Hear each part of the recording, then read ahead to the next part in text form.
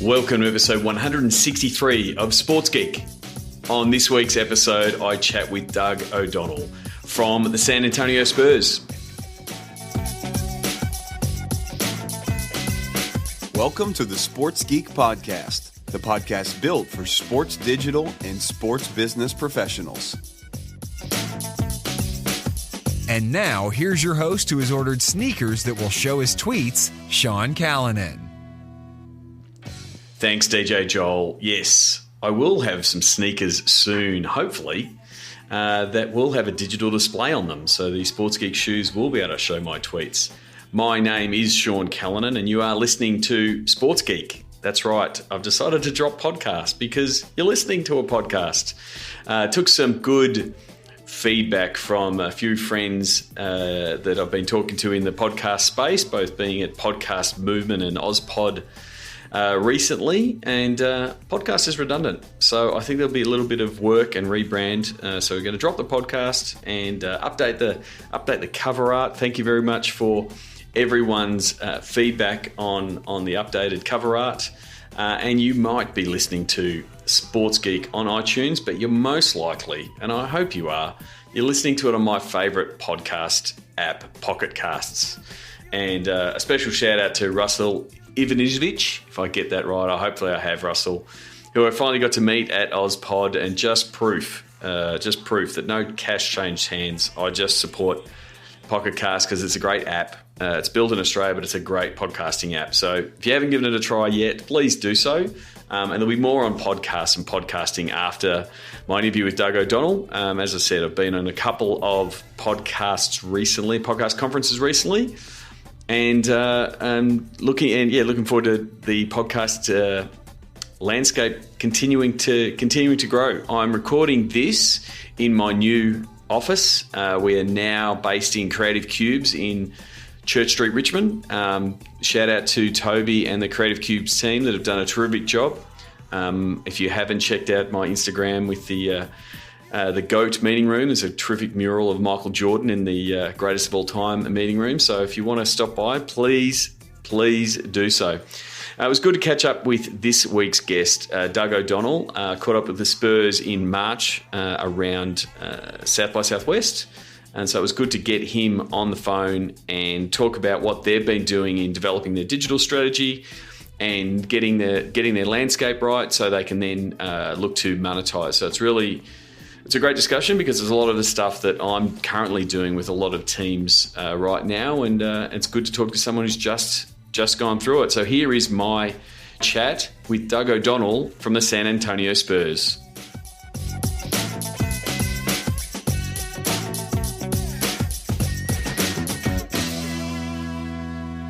Very happy to welcome Senior Director of Digital Communications for the Spurs Sports and Entertainment Group, Doug O'Donnell. Welcome to the podcast. Thanks, Sean. I appreciate it. I'm happy to be here. Well, I was very lucky enough to catch a game at the Spurs in March, just after South by Southwest, and see the newly redeveloped stadium. Do you want to give us a little bit of your background, how you got to the Spurs, and your background before then? Yeah, sure, absolutely. I think it's been interesting. I've been here now 2 years at the Spurs, and I think it's one of those jobs that you happen into that you weren't really expecting to have the opportunity at. I really started on the brand side of things at agencies. Started in Louisville, Kentucky. Actually, at the Kentucky Derby was my first job out of college, and did media operations and publicity there for a few years, and then moved over to a PR agency right around the 2000 internet bubble when and everything was new and fresh, and we started doing a lot of digital work. Suddenly that was where all the focus was, and I actually did have a supervisor tell me that the internet was a fad. I always hear that story, but I had that guy tell me that. Have you checked his LinkedIn profile lately? He's probably a director of an internet services company somewhere, and eating humble pie. Probably so. I don't know. He may actually still be in the traditional area, if you will. But Yeah, so I started out really doing a lot of brand work in Louisville, Kentucky, at some PR agencies. Worked at Humana for a year, and then went to Cincinnati, Ohio, and really got into a fantastic agency at the time called Bridge Worldwide. It was later purchased by WPP and renamed Possible. Yep. And it's still a big digital agency. And that was really where I think everything pivoted for me, where I really started to put together the communication side of things with the business side of things. And that everything got a lot more sophisticated. We were working with Procter & Gamble and Samsung and ConAgra Foods and Smuckers. And we had just a lot of talent that was really inspiring to be around. So we all kind of absorbed from one another, and really that's where and so I was able to. Yeah, so you're in that space where brands were starting to figure out how to tell their story from a digital point of view, that migration from the traditional channels to digital and then social, and how they could use that. That's pretty much where your brand work was. Yes, and I think that's really where the pivot to sports, where I find it very interesting, is that on the brand side of things, there are a lot of really sharp, business minds and talents where, the brands are fantastic at strategy. Yep. They will have, their OGSM models and media mix models, and it's all buttoned up. And where they fall apart is execution and content. Yep. And I've found that sports is when I came into it, it was the opposite. There wasn't a lot of strategy. It wasn't very buttoned up, but the content is just as much as you can handle. Yeah. There's an overabundance. Yeah, there's an overabundance. That's the thing on the brand side. You have to be super sharp because you're trying to make something out of something very small and a small amount of content and ideas. Whereas in sports, there's content every day, and yes. You can there's that overwhelmness of, well, there's all this content. We just push out all this content. That's what we do. We produce lots of content. We report on everything, and so the strategy does fall by the wayside. So you joined the Spurs in 2015. Yes. And so take us through those first couple of days and weeks, and you coming from the agency side and sort of knowing how the process is run to some of the, and the people who are in the sports, some of the chaos that's in sports of, whether it's a game that comes or a trade that happens, and the fact that you've got to be so reactive. What was that shift like? Oh, it was a crash course. Yep. For sure. It was, the pace I was used to. I think that if you're somebody that has an agency background, or if you worked in agencies, the pace in sports is very similar. Yep. Because you're essentially serving many internal clients, just like an agency would serve brands as clients. And I think very early on, there was a lot of, I kind of took that opportunity to sit back and just absorb and talk to different departments and try to get a perspective on, what are we trying to execute from a communication standpoint? And then what are we trying to achieve from metrics and engagement? But then also, what's the business side of it? How do we start to monetize? And none of that had been put in place yet here. But the vision was there. There was a lot of support, and everybody was excited to go down that path. But as you know, it's never defined. And, every team is different. There's different systems in place. There's different personnel, roles, talents. And so really the way that we approached it very early on was, let's not get too wrapped up in reinventing or inventing from scratch everything the way that we know that we can. Yep. Because, we all have, those of us that have worked in digital a long time have a really good grasp of digital best practices, but you can't just come into a new environment with different processes and different structure and apply that. Yeah, you can't do it. You can't do it all at once. Is exactly. So what were so you sort of go in and you see some of those small wins or some of those, the phrase low hanging fruit, but you see some of those things that you can fix. What were some of the first things you started to, and fix is the wrong word because it's not like it was broken, but it's like, how can we put some structure and process around this to potentially make it better? And then end up with better results for the Spurs, whether that be in traffic and engagement or monetizing it in ticket sales or sponsorship? What were the first couple of things that you started to look at?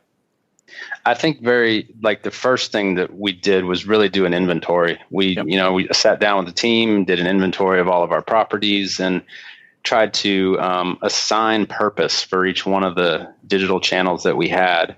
And then it was really a year of benchmarking. So we, internally, I think we're a little too dependent on league reporting. Yep. And we needed to get a team level reporting. And so that was kind of the early win was sitting down and working on the analytics and getting it starting simple too. I think that's a mistake can be made often, is diving into, deep data and complex analytics right out of the gate. And you can get lost in the data completely. Yeah. And I agree on the, I see a lot of league reports sort of working at team level, and you don't want to get caught up chasing the New Yorks or the Golden States or the Portlands, because you're there primarily, first of all, to serve your market. And so you need to start developing some stats for what your market wants. And the San Antonio market may consume and follow the Spurs in a completely different manner than Knicks fans or Celtics fans. And so having some understanding of, one, these are our analytics, but also the stuff you said before about the purpose, why are we doing this? Sometimes you do ask that question of content teams, and they go, the answer sometimes is because we always have. And just giving them this is why you're doing it, completely sharpens the focus of those pieces of content. It's super important. Yes, absolutely. And I'd say that was one of our early wins with creating analytics reports that attributed to all of our digital channels. First, very simply, we were just using the native analytics platforms, Yep. Not getting fancy, staying kind of at the high level of what the reporting was.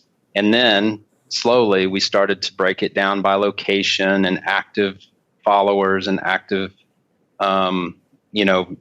people that are engaging on our different platforms. And, you learn by doing, so we got smarter and smarter at getting better with the measurement, but also keeping it very intuitive when we would send it out in reports. So Yep. Not sending out 30 slide decks. We're trying to send out 5 slide decks at Yep. the most. Especially like what I like to do when starting that analytics, what should we report on? The further it goes up, the smaller the report needs to be.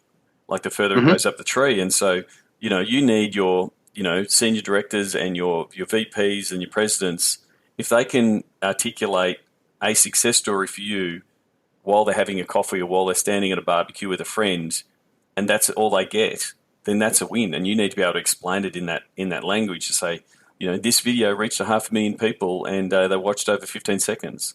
Mm-hmm. That's enough to say that one was a win. You can explain that in 30 slides, but being able to verbalize that both, especially internally, if you're going to start priming your sponsorship team to sell, you're starting that education process. So they're the snippets that they're going to use when they get into sales mode. Exactly. Yeah. And I think that's a great analogy of everything's an elevator pitch these days. Yeah. Attention spans across the board are getting super short. And I think that's a great, dovetail into the sponsorship space, because that was the next step that we took. The way we approached it was really to immerse the digital team with the sponsorship team, because it was clearly two different worlds. Yep. And typically, and I've talked with a lot of other teams, and have heard horror stories and about the communications between sponsorship and digital, and we never had that here. We've had from day one. There was so much support from our sponsorship team, which is led by Jeannie Garza. She does a fantastic job, and she came over and told us exactly what they were looking for. So we were able to start working together and educating our sponsorship team on what what are our digital assets and what are they worth? Yep. And how do people engage with them? And in turn, we would actually attend their department meetings and we would try to get a sense for,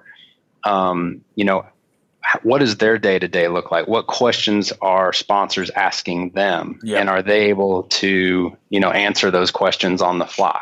And it's back to that same point of when you came in, that getting that working. And I've heard those horror stories. I joke that I'm a digital divorce counselor working between those two departments.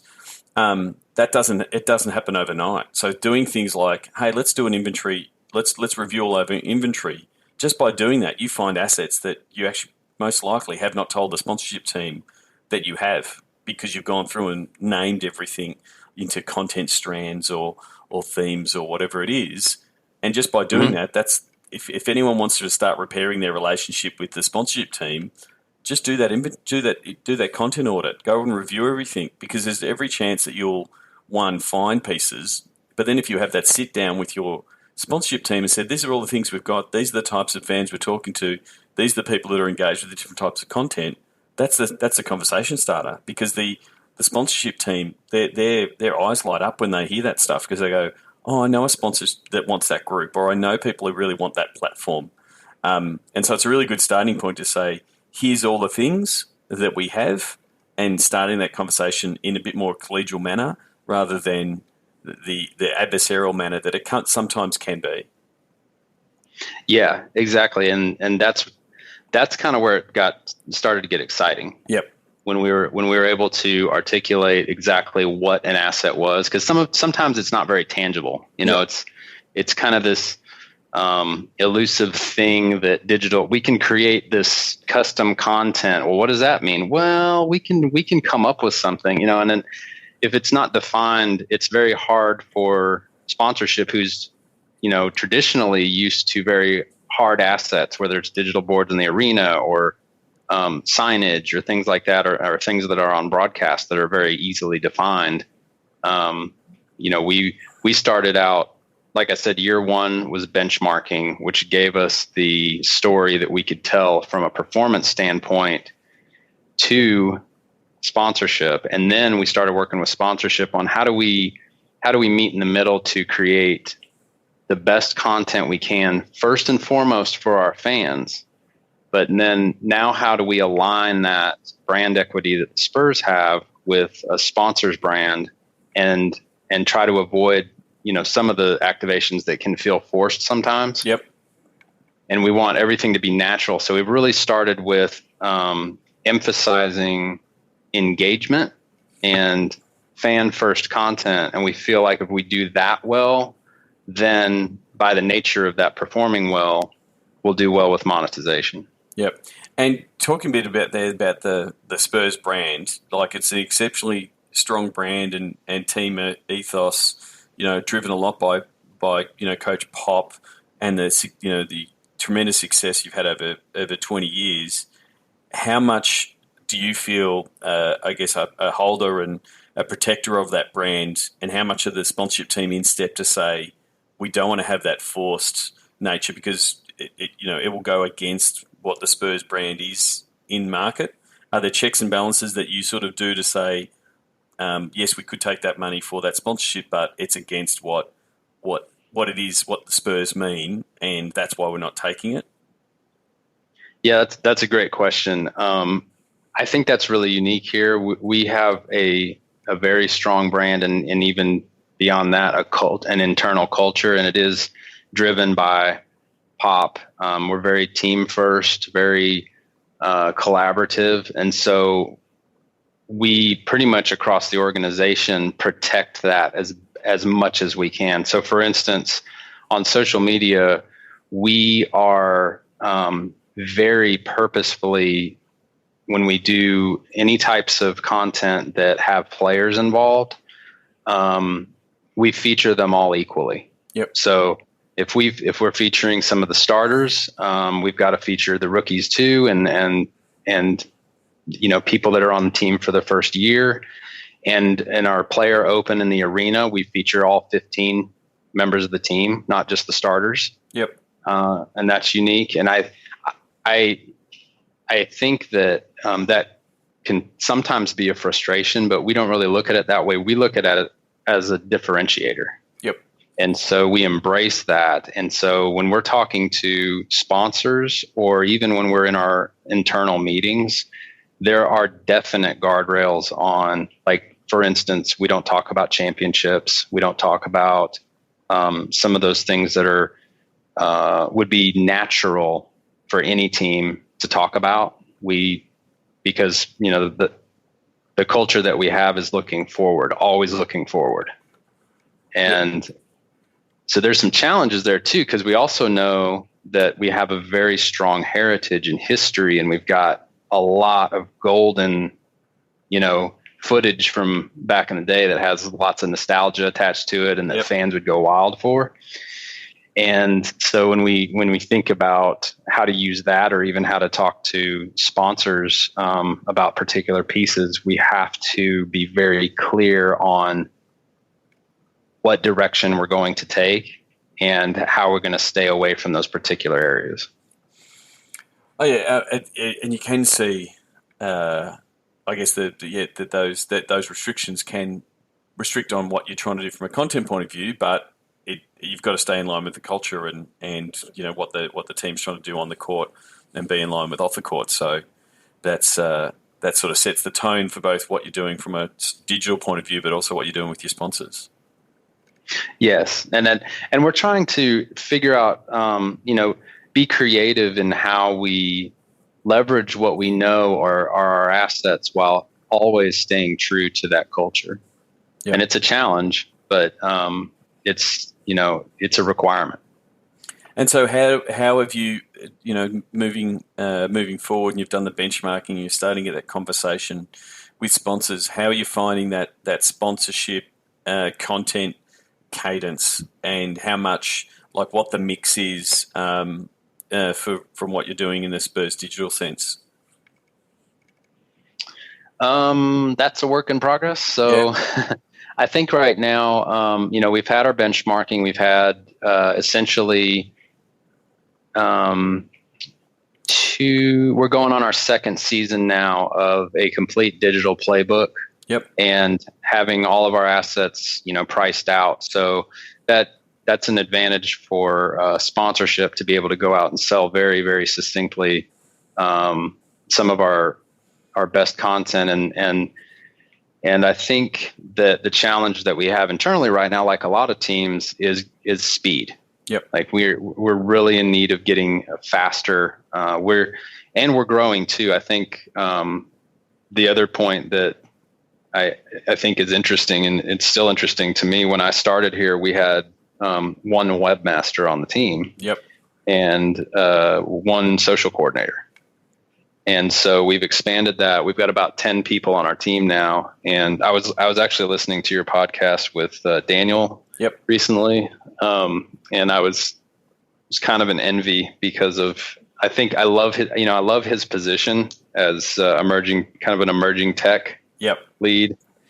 That's something we don't have here. So to your point, when we're trying to figure out, you built out that performance engine that Daniel was talking about, where you're doing more video. So I'm assuming that those people, there's more people doing video and cutting video and leveraging some technology that can spin that video out quickly. Probably got more beat writers. You've got some more graphics people that are producing stuff, both from a social point of view and then internally for your sponsorship teams. That's where the build starts coming in, lots of that execution space. Yes, and that's kind of where we're at. We're hiring for several of those positions right now, but we still don't have the speed in place. And so it's almost like we're kind of in that purgatory between reinventing our processes. Yep. And we've got old legacy processes in place. So now we're trying to figure out, okay, how do we make those more efficient in a way where we can get quicker? I think the WSC technology, which a lot of the NBA teams have, of the in-game clips, like, that's been fantastic. But it's more of the off-court custom content where that's a real challenge. And but on the other hand, we've got the talent, It's just making sure that the process is in place to be able to enable it. But also the good thing is, like in helping teams build out bigger teams, the conversation always goes to why am I putting more headcount into this team? The fact now you've got those analytics in place, you can quite clearly show, well, if we produce more video and we put more of this video on platforms such as Facebook and Instagram, this is growing our audience. This is what our partners want. This is why we need another video person. And so the fact you've gone through that process of being able to benchmark it and this is what our sponsors want to sell, it becomes very easy for you to say, well, our sponsors want more video. For us to be able to turn around that video, we need another video person in its rawest sense. Because, you have to justify every single person you add. Mm-hmm. Yeah, it's true. And I think the other challenge, too, is once you get the rhythm going, and so back to Daniel's position, what we're having to do internally right now is basically carve out time. This kind of goes back to the Pareto principle of 80-20. Yep. We're trying to carve out some time for our creative team to just go invent. Yeah. Get out of the day-to-day, go invent. We don't really have a mechanism in place for that innovation yet, but we know we need it, and we've kind of got a rough framework of how we're going to approach that, but we're going to have to kind of invent it as we go. Yep. As you know, we normally do that normally in the end of season review sort of workshop, where you just literally put down every idea. And this is one where the more in the room, the better. So get your sponsorship team in, get everyone in and say, what cool stuff do we want to do? And that's where the innovation, that's where the new things happen. But the best bit about having your sales team in there, they potentially start having those conversations with sponsors about stuff that you have not yet committed to do. And again, Then it becomes, well, if they get the money in, if it's a budgetary restraint that's stopping us doing this, or it's a revenue driver that will actually get this ticked off, then more of those things get done. And so one of the things that come out of those type of workshops is you get your team to develop in fronts. So you get them to develop pitches for content series or campaigns that you want to do that will only get approved if the team approves them, or you pitch it. You just start pitching it to sponsors. And so once the sponsor says, "Yes, I love that," carpool karaoke idea that's not original, but every team seems to love it, and we're going to do it with a car sponsor. It's like, yeah, we want to do that, and yes, we know it's not original, but we know that our fans would love it because our players will be involved with it and love it. Then how do we get to do it? So sometimes it is, the way Google does it is they just give everyone the 1 day a week off to go and do it. That's hard to do in sports, but if you set aside a day where you say we're all going to be away from our computers, we're all going to be in the practice facility or meeting room, and we're going to have a lot of post-it notes. That's pretty much what an innovation workshop is. You just have a lot of post-it notes and ideas flowing, and you never know what comes out of it. Yeah, I love that idea, and we're getting better at doing that. And I think too, one of the other things that's interesting about pivoting a lot of this digital in our case is we've got a very international team. Yep. So a lot of the followers that we've gotten on social media have, I think 60% of our followers are outside of the United States. And so, traditionally we've been very regional in our sponsorship. So, that opens up a lot of ideas and interesting opportunities when it comes to expanding how we approach digital from a global standpoint. Oh, completely. I chatted with Mike Conley at the Cavs and the Up and Go campaign they did in Australia with Matthew Dellavedova. That was great. So you've got those opportunities there with, Paddy Mills being Australian and obviously you would have Manu would have a large fan base that give you opportunities. And that's the piece that the NBA and teams in the NBA are still figuring out. There's a few, the Up and Go with the Cavs and, what the Warriors are trying to do in Indonesia and stuff like that, as teams are starting to figure out, well, globally, there's some really big opportunities that you can really leverage, I guess, the geo-targeting capabilities that social offers you. I think that's going to be where there's a big opportunity, and then also potentially, potentially like an OTT service that is a Spurs only channel, and you have people all around the world subscribing. I think that's potentially a model that a lot of the NBA teams are currently looking at, because it's very much the global game. Yeah, that's an interesting piece. I know the Clippers are working on that right now. Yeah. And we're actually working on our app as well, from a standpoint that, prior to our app was largely a template, and it was kind of redundant. So we have a great user experience specialist on staff, Omar Gonzalez, and he's kind of leading that project for us, working with YinzCam like a lot of the teams do.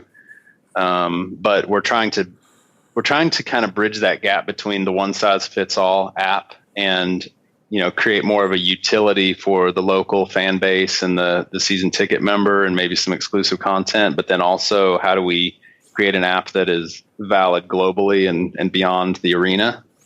And some teams have tried that approach and done, there's been good and bad examples of that, because it's really tough to try to make sure that, content is activated by location or even by login or things like that. And it is something, I had recently speaking to Priya on a podcast. That is something, she drove YinzCam out of better activating the fan in the stadium, which is a great driver and engages the fan. But yeah, when you look at all of your social numbers, the stadium is the 1%. The 99% is outside. So I think that is the next challenge for the app sort of engagement sort of model. Because we all know, again, when people are talking apps, I always ask them, do you remember the last app you downloaded? Because a lot of people are very much in the comfort zone of, my phone is full, I've got my apps. Like, new entry into the market now is difficult. Sports does have a free pass. Fandom does get people to sign up. It still needs something bright and shiny to sort of draw them in. But then once you've drawn them in, how do you engage? What is the objective? Back to what you said with the content. What's the objective of the app? What do we want them to do? Do we want them to log in every game? Then, or do we want them to only use it during the stadium, or do we want them to be using it in the off days and checking in all the content, and that be where our consume our content? Because we're getting this shift of a lot of traffic, a lot of content is being consumed on social, and the traffic to the traditional websites, whether it be the Spurs website or any club, but like that's falling because most content's being consumed in the social platform. So that's, to me, that's where the app is becoming really important. It's taking traffic from traditional website, but where does it fit? And what's the value proposition you're putting to the different types of fans? Not just every fan, because the stadium fan versus the displaced fan compared to the the local fan. That's where you do need the user experience designer to sort of kick in and say, these are the types of components we need in the app. Right. And I think, we've talked a lot about basically all the fundamentals, right? And I think another interesting point is the shiny objects. Yep. Of all the teams that, there's bots. Some teams have gone in on. There's the AR and VR, and I think from a content standpoint, we're big fans of AR over VR. I just don't think it's there yet. And there's, so for instance, on the bot, we went down that path last season. Completely did a full architecture, like mapped the whole thing out, had all the decision trees, and then determined that it's just not quite there yet, because there's, if it's robotic at all, it's going to basically create a bad user experience. Yeah. And so I think the key, as someone who's, I'm building a bot right now that'll be launched later in the week. I think the key thing is for mine is it's the expectation that fans have, and the super high expectation that they have of their sports teams that makes bots really difficult, because fans expect wrongly that the bot should be able to do everything. I should be able to type in anything and it should. And yes, I think it eventually will get there, but I think initially bots, it's just got to be well scoped to say, this is what the bot will do, and this is all it will do. And yes, it may grow over time, and we'll watch the usage to see what features we need to add. But yeah, I think it is something that, again, it's about where can you get the attention of the fan. I think that's what is currently attractive to the bot, like the fact that the messages will get read and that kind of thing. But unless you're capturing some data, getting better profiles of your fans, and delivering them some value, then that's you need to do that first and foremost, and not just go, everyone needs a bot. This is why you need a bot. You've got to have a really strong reason behind it. Yeah, and I haven't seen one, at least, so let me know if you've seen one. I haven't seen a proven revenue stream off of a bot yet. Because you go. I was just going to say, I think, if you approach it from a utility standpoint, then it becomes customer service kind of in your arena. Yep. And if you approach it from a content standpoint, is it exclusive content or is it just repurposed? Yeah. And that's where you see, I think the NFL had one last year, and it was pretty much, here's the 5 articles from NFL.com, which is just a glorified RSS feed, which is fine. But then they closed it down. But so it was, it's good to experiment. But they didn't. They didn't get my details, so it wasn't a data capture exercise, and so it was just effectively another form of an email blast or here's our content. Now, if I'm not clicking on it and I just see it pop up, and I've got the TechCrunch bot and the Complex bot, I'm looking at bots to see what they're doing.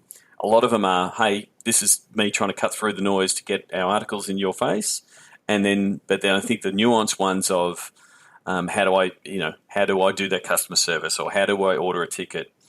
Things that Domino's are doing one where you can order a pizza via a bot. Like, is that going to be the way that we do it? A few years ago we did not think we'd just push a button and a car would turn up and pick us up on the side of the street. So it's we don't know, but I think there's a bit of a game. There's still a bit more to be developed there, and I think it is the AI piece of, if it can start getting into the spot of someone types in a certain word and it starts figuring out what the people want and delivering that piece, and so it becomes part search, part assistant. I think that's the piece. And yeah, at the moment I haven't seen any. It's still you've still got to program it, and potentially if you can capture that data and then potentially either send them that offer, or or the monetization might actually come from you capturing that email via the bot, and then it moves into your email system and marketing automation kicks it in. There's multiple ways I think it can happen, and it's just a matter of to see, what the fans' response is to it. Yeah, and that, I think you're right. The expectations are too high, and I know that we looked into, at least in the short term, they're too high. We looked into an AI vendor, and the cost is just out of reach right now. Yeah. It's just extreme, and without a proven revenue stream, when it's costing much more than an app to fully develop a custom app, then it's not quite there yet. Yep. And that's the thing. It's, and the good thing we know about the technology, if we look back at the last 10 years, it will get cheaper as it becomes more mainstream. So there is that option of, sitting back and waiting, seeing a few that work. But for mine, even if you're not in the space, I still suggest to people, I'm surprised how many people talk to thinking about bots, and they have not installed and played with bots that are currently in the market. I'm like, just start playing with all the bots. You need to see a lot of bad bots before you can build a good bot, because you want to steal the best pieces and not make the same mistakes. Yeah, exactly. Doug, do you just want to finish with the closing 5? Do you remember your first sports event you ever attended? Yes. The first one I remember attending, I was probably about 6 years old, and it was kind of interesting. So I was living in Little Rock, Arkansas at the time, and I was an Arkansas Razorbacks game, and Lou Holtz was the head coach at the time, I remember. And the thing I remember about it was, it was pouring down rain, and there was a tornado literally over in North Little Rock. Tornado sirens were going off. Nobody cared. Nobody left the game. That's nope. That's fandom that's the definition of sports fandom, isn't it? I'm staying here to the end of the game, despite the weather concerns. Yeah, and it was really before liability too. So I mean, there was lightning slamming all over the place, but they didn't try to evacuate the stadium or anything. It was just there's a game being played, and we're going to watch it. Yeah. Do you have a favorite or a go-to or a favorite food memory at a sports event? I don't. That's a tough one because I'm not very adventurous. So when I go to sporting events, I'm just doing a hot dog or nachos or a burger. That's fine. It's sometimes there's the foodie sports enthusiast, and then there's I'm just going with my staple. I know, or I think I know what's in that food item I'm eating. So whether it's a hot dog, that's fine. What's the first app that you open in the morning? Probably LinkedIn. I usually check out LinkedIn, and then kind of do the round table of Instagram, Bleacher Report. That's it. I think you're the first person that said LinkedIn, but I think it has its content feed and its algorithm has vastly improved over the past 18 months, both in what people are posting and then what it's serving to you. Yeah, I've over the years followed a lot of, people in the brand space and digital space. And over time, I think that's been where I get a lot of my news. What's your take on the recently released LinkedIn video? Are you a watcher of video in LinkedIn? Not yet. It doesn't feel right. Yeah. I don't know if it's a good fit. I'm sure that it eventually will be. I mean, video's king everywhere, but initially I was kind of like, no. I feel like they need to, if they can get the auto captioning happening on all these videos that are happening, which was sort of one of the secrets that sort of Facebook sort of figured out. Because the thing is, you just don't put the sound on. So, if you see a talking head, you know, depending on where you are, if you're at a cafe or you're on a train or on a plane, you're not going to, I've got to put in my headphones. I know some people might already have them on because they're listening to podcasts. They're terrific people. But I don't, I'm still, not convinced, again, if you look at all the studies of video, it's like the videos don't, you don't need, the videos that work the best don't need sound. Right. Totally agree. So it'll be interesting to see, but, you'll see the business insiders of the world do their little 45-second spots, and they'll start doing really well on LinkedIn. You mentioned there that you followed a bunch of different people. Is there anyone that the Sports Geek podcast listeners should follow, and why? I'm probably a little bit biased on the brand side. There's a few people that I've followed for many years. One is Brian Solis.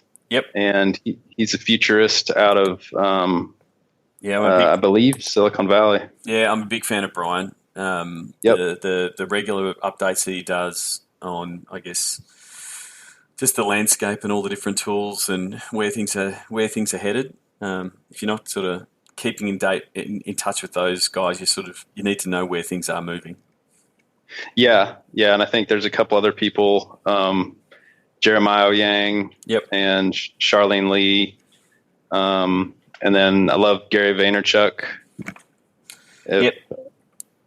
He's him and Tom Goodwin, probably round out my top 5, are both very irreverent, and I really like the way that they approach some of their strategies and just digital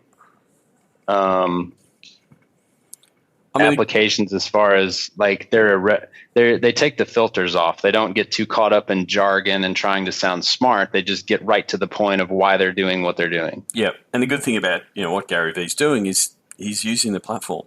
Like, yes, he's got his team that's executing around it, but if nothing else, you can learn about how to execute on the platforms just by seeing how he's executing his content and his message there. So that's that's why I like the different channels that he's pushing out, whether it be what he's doing on Insta or Snap, and then what he's doing on Facebook and how he's doing it differently. If you were to have a a social media platform that would be your MVP, what would it be? And this is where you can name it from a personal point of view, and then maybe put your Spurs hat on and say what platform.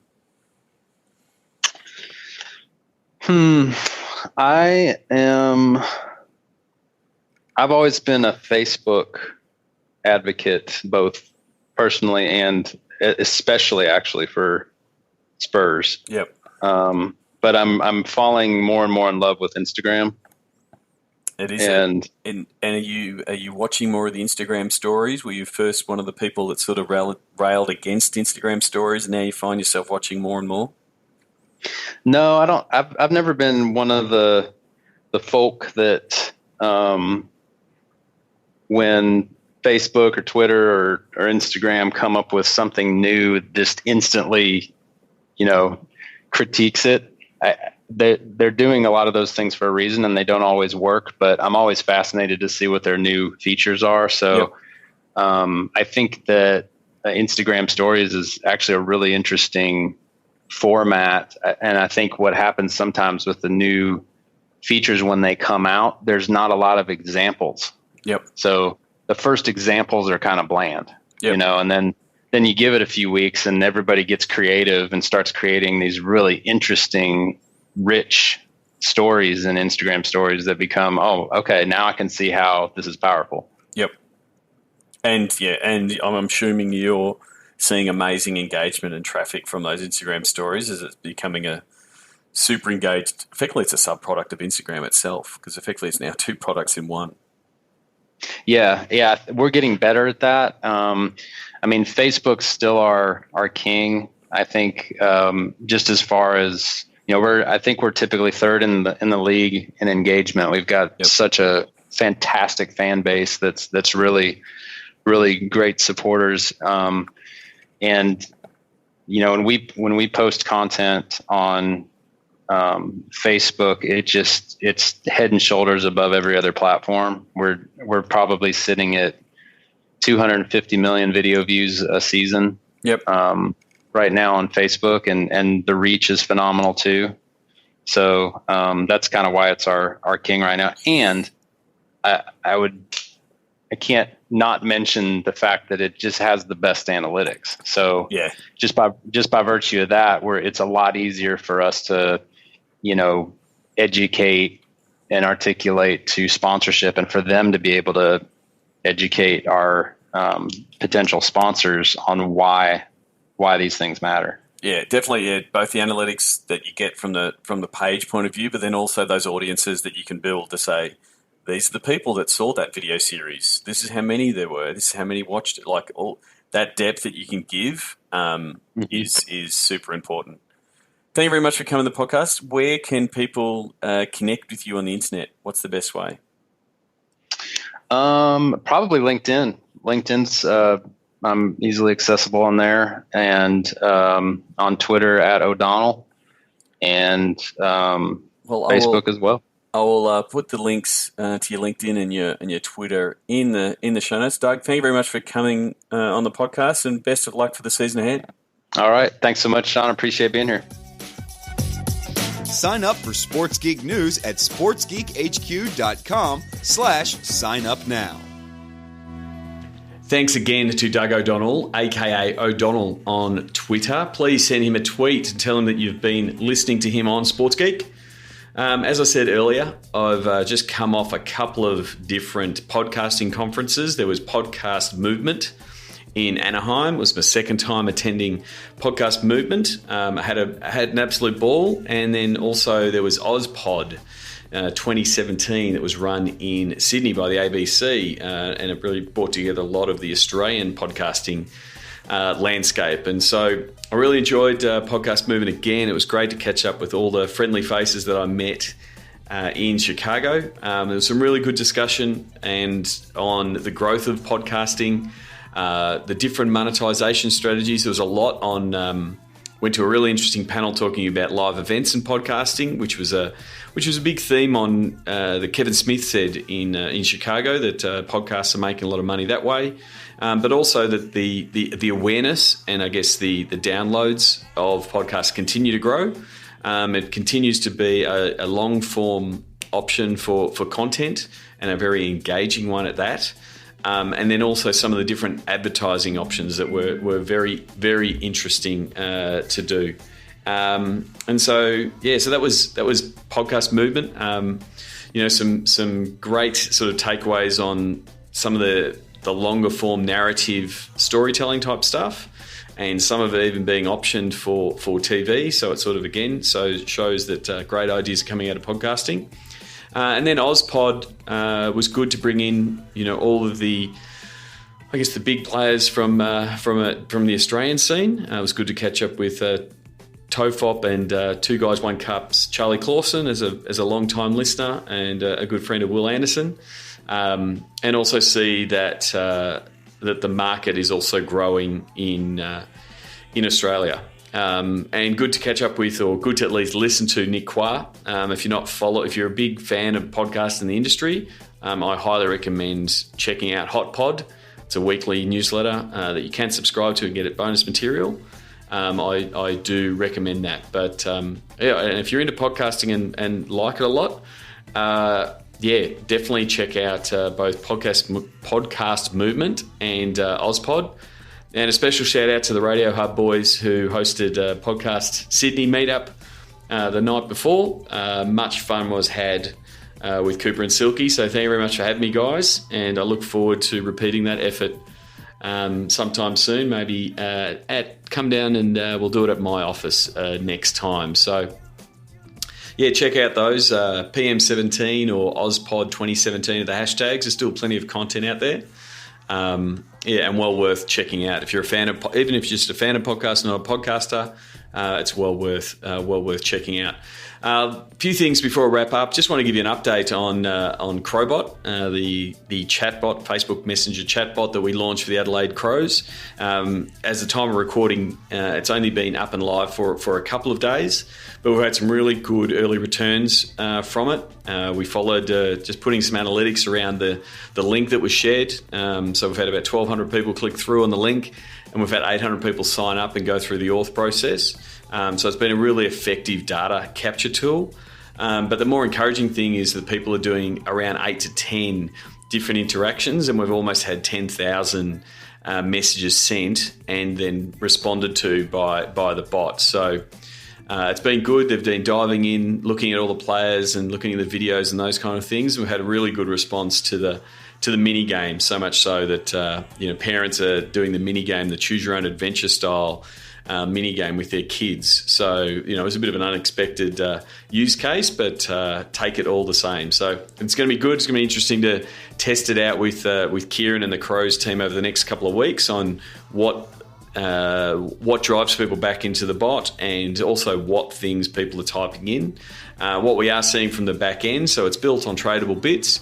What we are seeing on the back end is what fans are typing in, and there is still a little bit of that expectation of fans wanting to write a couple of paragraphs straight to the team. But we are doing a pretty good job of saying, sorry, we can't understand 4 paragraphs.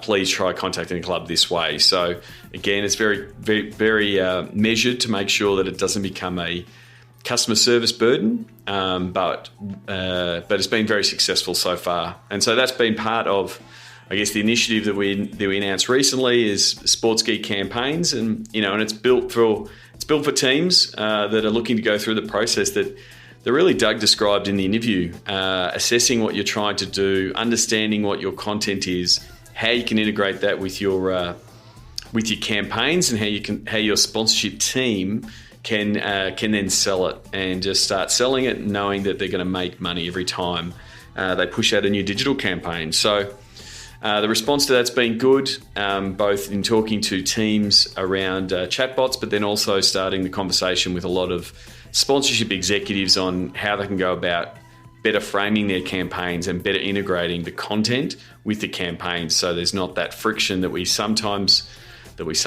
see a lot between digital and sponsorship. I'm hoping that this helps smooth that over. So that's it for this episode. Please stay tuned for the sounds of the game. It's actually some audio from the San Antonio Spurs game, where they, from their introductions, and do the San Antonio folk love their Spurs. So it was good to go to a game, tick another NBA stadium off the list in March, and thank you very much for the hospitality from the Spurs, and thanks to Doug for coming on the show. Until next week, my name is Sean Callanan, and you've been listening to Sports Geek. Join over 1,000 sports business executives in Sports Biz Slack. Go to sportsgeekhq.com/Slack. Please leave a review on iTunes. Go to sportsgeekhq.com/iTunes. Find out how to drive between $8,000 and $30,000 in profit for each digital campaign you sell sponsors. Check out sportsgeekcampaigns.com. Just like Jimmy Butler, you can call Sean anytime at 61407-0407-200. Second, number 2,